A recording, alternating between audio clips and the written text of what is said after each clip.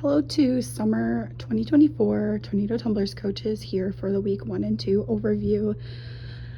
Here I left this side of the seating the same that we did this last spring, but I did choose to shorten the seating area on this side just to make some of our transitions easier for the actual classes. So we do need to make sure that this is closed like this so people don't go past that area because it will not be prepped for people to sit in. Here on the floor, you can see how I put purple dots across from each other, blue across, and so on and so forth. And that's for the warm-up that you're doing on the floor. And that's really going to vary depending on the size of your class. I also chose to set this cartwheel station up in the center of the floor, making us only be able right now to go over to the red dot area. And for some of our class nights, that is going to be just fine because some of our classes are 6 or smaller, or when our classes are 8, we can even pair them in sets of 2 and only go purple, blue, green, yellow, and use half the floor. But if it's a big, busy night, we may be needing to collapse that cartwheel station and then just have our additional coach set that cartwheel station up when it's meant to be used. And honestly, that cartwheel station would probably be best if it was spread out on that middle line so that whoever is doing their cartwheel over the panel mat could be using the blue line as a target to start and end on, as well as the cartwheel hallway station set up with one mat on each side of the blue line so they can be aiming for that like beam. So that might be an area where it will serve us best to be transitioning throughout class, and you guys will have to discuss how that works for you. So hopefully a kid will be lined up here and you'll say do jog there and back and then stop. And then if they have a partner, you'll say jog there and back, then let your partner jog there and back and then stop. Then over here I have the red block where we're doing block jump up and split jump off. In the lesson plan, I accidentally typoed and I wrote backward roll on the little panel mat, but it should be on the little cheese mat. Make sure they're not rolling towards the wall, that they're rolling away from the wall. Then here is the wall walk handstand or wall walk handstand flat back, and I will show in a separate video some different ways to set the pit pillow depending which class you're coaching and which would work best. And then this is what it should look like for the cartwheel hallway. So when kids are, oh, a cartwheel's so easy, a cartwheel's so easy, it may not seem so easy once they do it in between here and could kick something. So get them brave and get them going through that. And if they don't want to, then they can go over this panel mat. This resi is going to move into the other gym for the summer, and I wasn't able to do that yet, so it's in the way, also making the station be further over than we would like. Then you see this last station where you run, jump into the hula hoop, and then donkey kick or forward roll. So I put a red dot here back to start by. I don't have the hula hoop out, sorry for this video. And then that 2 mats will not work for 5 and 6. It will be too high, and even some 7 and up kids will not be able to forward roll up it. But that's where you're gonna have to decide with your class to Velcro it or unvelcro it before class. And then I put this white part on here so that there's not so much Velcro holding the mats together, so that they are easier to detach from each other on the fly in between classes. So leave those white pieces on there, and then hopefully half the mat's already unvelcroed for you. I have the beam set up like this. This base mat is also moving to the other gym for summer. So under there will either be no mats or 4 inches and sting mats. And again, if they're not there and your class is fine, you can leave them out. Or if you feel like your 7 and older kids need those mats, then make sure that they're under there because they're not assigned anywhere else during class. And this first high beam is only being used age 7 and up. The 5, 6s are not going on that beam that might not have mats under it. And also make sure here is at least 8 inches of matting. And this is technically 10, I think, because it has the sting mat on it, but I just happen to store it there. If your kids don't need it, don't feel like you need to move it there. But if you feel like it enhances your class, please do that.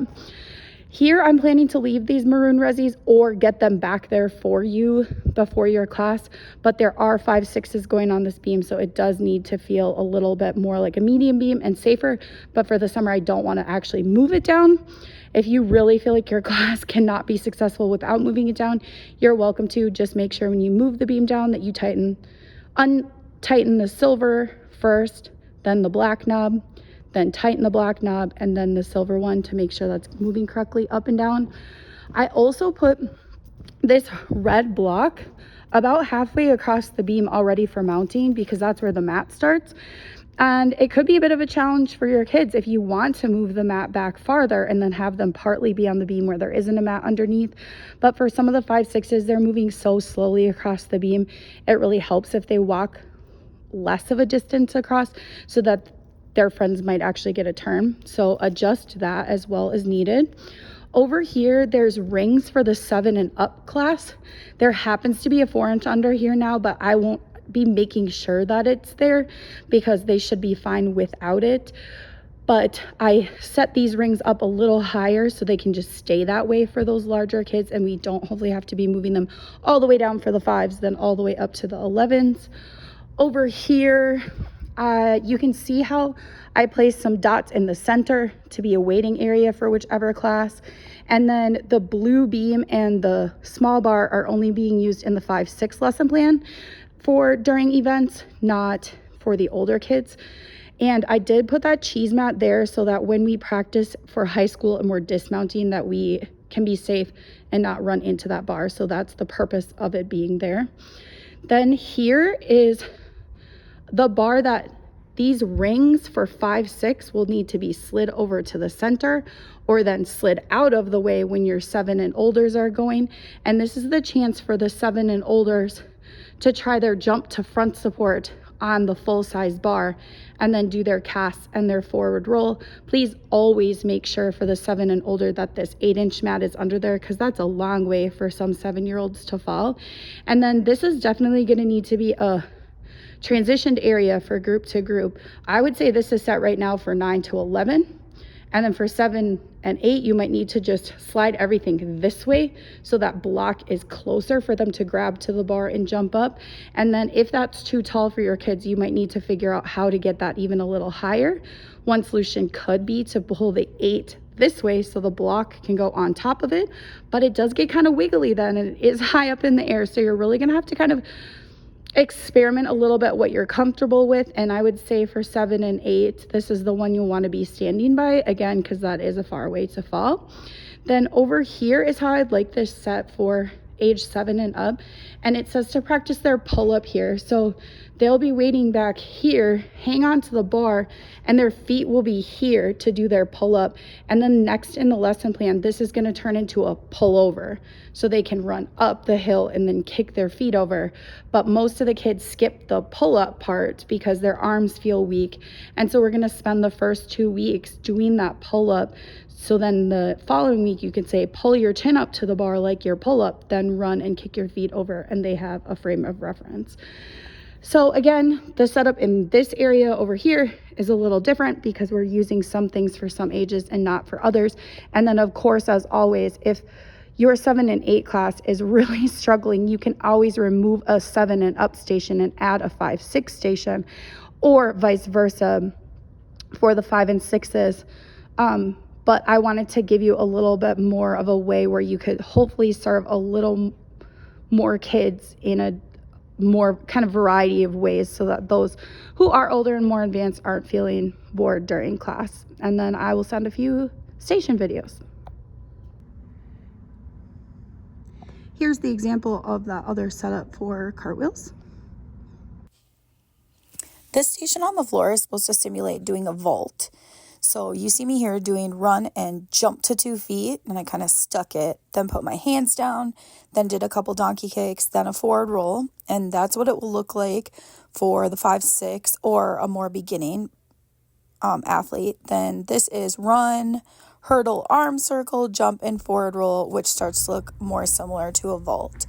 So it will look like this and 1,000 things in between, but use it as the chance to teach 1 foot to 2 feet, the word hurdle, a backwards arm circle.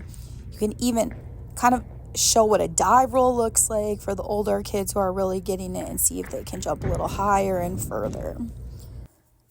Then this is wall walk to handstand, and you'll see me hold still first. I would say for the 5-6s, it can end right there. And then there's walking my hands in so that I don't go off the pit pillow to a flat back. And then you'll see me move the pit pillow out and do this with my hands on the floor. So the trick with the pit pillow is that for some kids, being on that soft surface makes it even harder because their hands are really sinking into the ground and it's really hard to walk towards the wall. But then here, if I walked my hands towards the wall into my flat back, I wouldn't make it to the mat. So you see me do my wall walker, but then kick from there to my flat back. You'll see the video here one more time. So you really want to kind of just pick how you want to teach it because both ways really have pros and cons. And, the 5-6s really don't need the pit pillow at all. If they're not going to flat back, they can just be doing it on the flat ground. But a 5-6 could even keep their hands still on the pit pillow and kick to a flat back and not go off the edge. 5-6s could also be doing a wall walk and walk their hands into the white line, then walk their hands back out and walk back down. This is a spot where you could even have 7-8s be kicking off the wall and then trying to go back to the wall. So they're trying to hold it.